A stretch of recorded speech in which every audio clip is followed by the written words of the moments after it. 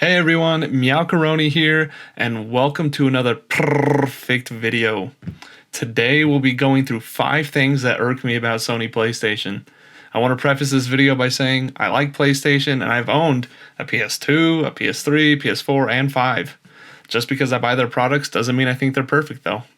One other thing, this is a new video format for me. If you guys like this video and want to see more like it, then please leave a like.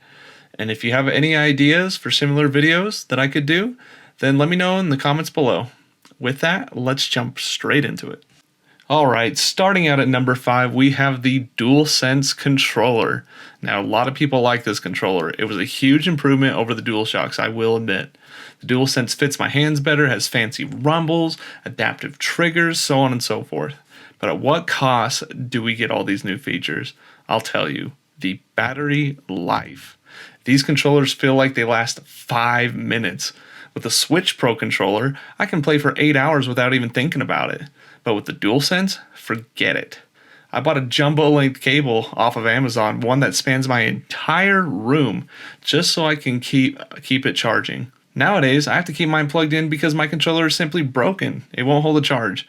It works as long as it's plugged in, but the second I unplug it, my wireless controller, it just dies. Clearly this thing had some kinks that still needed to be worked out, releasing with the PS5 half-baked. Number 4, PlayStation PC ports. For those paying attention to the PC market, you'll notice that Microsoft has been bringing the vast majority of their library over to PC. Not only that, but their new releases come out the same day on Xbox and PC. Sony PlayStation refuses to do this. It wasn't until about a year ago that Sony started porting PlayStation games to PC in the first place. And now we're getting PC ports roughly 6 months later after the PlayStation release. Most of them have been acceptable ports, but I say most because The Last of Us Part 1 was abysmal. It was criminal. I wish Sony would show some love to PC gamers and bring their games over day one. Number 3, PS5 fake specs. For those who haven't noticed, there are 2 major lies on the box of every single PlayStation 5 that ships. The first is 8K. 8K is talking about resolution that the PS5 can output games at.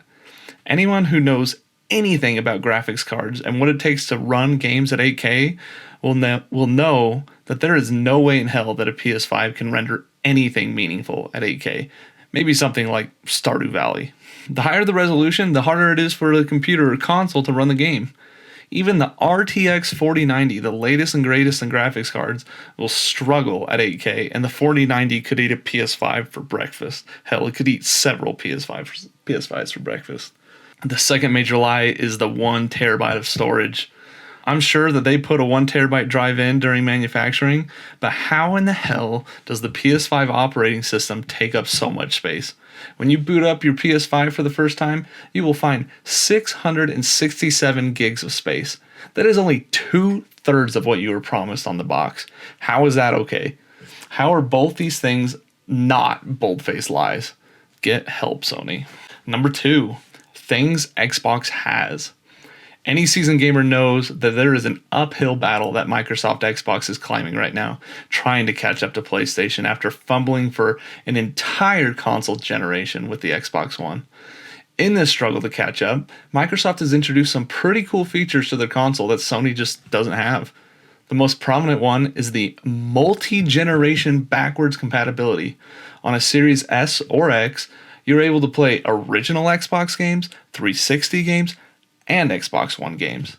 Granted, the libraries for the original Xbox and the 360 are limited, but Microsoft made sure that the most important popular titles were on there. Another thing Xbox introduced is Game Pass. Game Pass was and is a brilliant idea. It was so good, in fact, that Sony restructured their entire PlayStation Plus service to replicate it, though Sony will forever deny that they are copying. Finally, number 1. The Microsoft Activision Blizzard deal. For those who haven't heard, Microsoft Xbox is buying Activision Blizzard. Activision Blizzard makes a lot of games. One of their biggest properties is everybody's favorite first-person shooter, Call of Duty. Because of the size of this purchase, governments are stepping in to make sure this acquisition isn't forming a monopoly. And wherever you find legislators looking into this, there is Sony right behind them, whining like a child, not getting their way. Sony has been doing everything they can to stop this deal. They are playing the victim right now, claiming this deal will ruin them.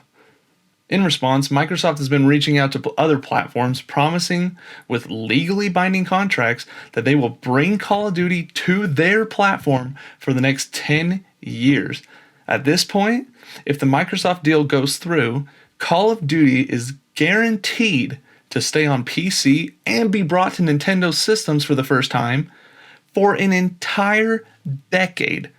Microsoft made the same offer to Sony and they refused. Sony got offered a solid deal and they just won't take it.